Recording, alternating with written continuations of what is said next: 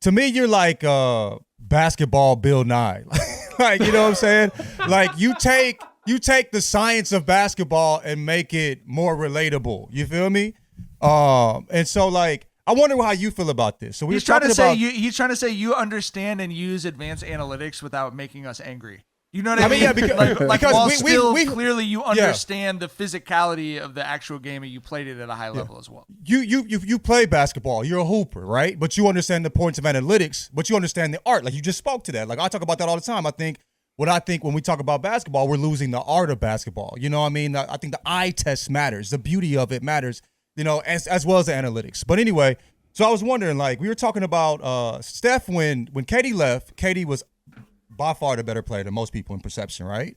When KD left the Warriors, right? So Tyler mentioned something where Steph has passed KD. Like, Steph is a better basketball player. He's higher in the top 10 than KD is, you know, in his opinion. And so for me, what I thought was interesting was, I think 1 year they were both hurt. It's been 4 or 5 years since they left. 1 year they both were hurt. KD has had a better year every year except for one as far as numbers, and you know what I mean? I think Steph won the chip, obviously, which was a big, you know, and he got the finals MVP, which is very important, right? With that, which will sway things. But other than that, KD's played great basketball. You know what I'm saying? We talk about him in the playoffs. Last year, averaged 29 a game. You know what I mean? We talking about him like he's been trashed because Booker was the better player, and he looked like the best player in the playoffs at that time period. So for you, I'm wondering, as somebody who hoops, you know, who values hoops and also analytics, I'm wondering how you feel as far as, like, who's a better player overall at this point. Do you think Steph has surpassed KD as a better player? We all agree that his career is better. You're talking about in terms of, like, historical, like, because the conversation was like playing basketball. That Steph has passed KD for the second player of this era. Tyler told me. Tyler said up flat out that he thinks Steph is a better basketball player. Flat out. Okay. So that's what. Yeah. So we're taking career out. I'm more on the career, but yeah, for sure. I mean, career. I don't think this. I'm a Tyler on career. I mean, I think, you know, but I think that's circumstantial. I don't know if that has anything. You know, like, I think career Jordan is better than Bron, but Bron's a better basketball player to me. So how do you feel about that? KD versus Steph. Who's a better basketball player to you? Well, that's literally it. There's two different approaches. There's like the in a vacuum approach, which is like, let's just talk skill set. And that gets really complicated because it's like Kevin Durant, when he's locked in defensively, is a low man. When he's not guarding the ball screen, but when he's guarding the weak side shooter and he can, like, step in and kind of be two places at once, he's devastating because he has athletic tools similar to Anthony Davis. Like, he's just this big, long forward that can cause a lot of problems. And, like, he straight up has a ability to inflict his physicality on the game that Steph never could do. Even on the offensive end of the floor, like, one of the things that's been a little bit of a weakness for Steph throughout his career is, like, and we've seen that, we saw it in the Oklahoma City game the other night. Like, he can take some really tough step back three or some really tough drifting three, but, like, it's really difficult for Steph to, in a set situation, like late game, 10 seconds left, to get an easy shot closer to the basket. Whereas with the KD, it's like you're watching him and it's like he can literally catch. Remember when he used to, especially in the early Oklahoma City years, when he would just like catch around the elbow like Dirk, and he would just ISO from there and he hit like a little one leg fadeaway or something. Like KD's athletic tools definitely complicate that discussion. And I would say, I'll just put it this way. I think it's extremely close in a vacuum. And it's really just what you personally value, and so much has to do with what kind of players are surrounding them. Can I pause that actually just real quick? Go ahead. Like their best game, peak physical condition, we're picking teams. KD and Steph are up. Like, who does everyone here pick, KD or Steph, to put on their team? KD. Best game? Yeah. I think I'd lean KD. Like, do you guys remember it's KD, no hesitation for me. 2018 game 4. It was either game 3 or game 4. Like, because LeBron had the 50 in game 1, and that kind of stole the show. But KD had a game, one of the two in Cleveland, that was like one of the best individual basketball games I've ever watched a guy play. It was like a 40-something point triple-double. He was dominating the game defensively. He was like dominating the game on the glass. Yeah. He had a bunch of blocks. He was picking them apart and pick and roll as a passer. Hit the biggest shot of the game at the end. Like that three ball? Are you talking about that three ball from like 5 feet behind the 3-point line? It's bothering me that I can't remember exactly which game it was. It was either 3 or 4. But like he had like where I literally watched a game and I was like, you know how I felt after game 1 where I was like, LeBron just played the best game I've ever seen. Like KD entered into that conversation with that type of game. I think KD's ceiling is higher in that regard. That said, like I do, Bill Simmons calls it the championship. Hold on, Tyler. Who are you picking? Just again, like who's on the team?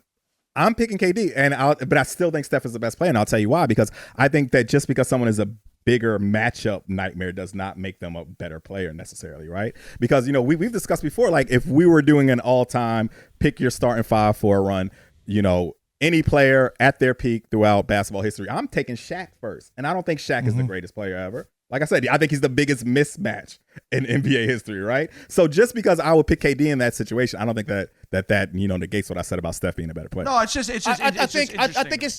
think when we're talking about KD, it's not just like a bigger mismatch. Like he's the best scorer in the history of basketball. You know what I mean? And then he's better defensively, too. I think at one point with the Warriors, he's averaging 2 blocks a game or nearly 2 blocks a game. You feel me? So, and we talk about Steph as being fooled on the other end. So that's where I'm like, how I feel about bringing in defense when it comes to like the best basketball players. But for me, I feel like, KD is proved, like to me, KD, career-wise, yes, I get it. But as far as basketball, we're talking about somebody just hooping, like, and that's what we talked about when we talked about the greatest. I think that's why we say LeBron's best, because we look at him and he's a better basketball player. I think KD, to me, like I didn't necessarily know, but I've been thinking about it a lot lately. I think KD's better, and we're picking straws, like they're so close when we were talking about the top 10. Like 5 through 10, like bro, like. You throw them anywhere in that top 10, and I'm not going to really argue with you, but just personally, I don't understand how that chip was a big deal. You know what I mean? For more so for Steph's career, and that Finals MVP was a big deal for Steph's career. We needed that from Steph. That got him in the top 10 to me. You know what I mean? But I still think when we take away circumstance, when circumstance was the same for both of them, even though that was Steph's team, KD was the better basketball player. And there were moments, we talked about it with the Clippers, I think it was the first round, when they just fed KD. Like, okay, we can't figure this shit out. KD's going to get us a fucking bucket. And he's also better on the defensive end. We're going to give KD the fucking ball. And so, like, when you take circumstance away, I think KD's just proven to be better. And y'all know, like, as much as I've talked shit about Steph, you know what I mean? Like, because I'm a Bron fan, I fucking love Steph. His game is fucking beautiful. I'm a basketball purist. You can't be a basketball purist and not love what you see what Steph's doing that. What Steph's doing Steph. It's maybe more exciting than anybody I've ever seen when Steph's being Steph.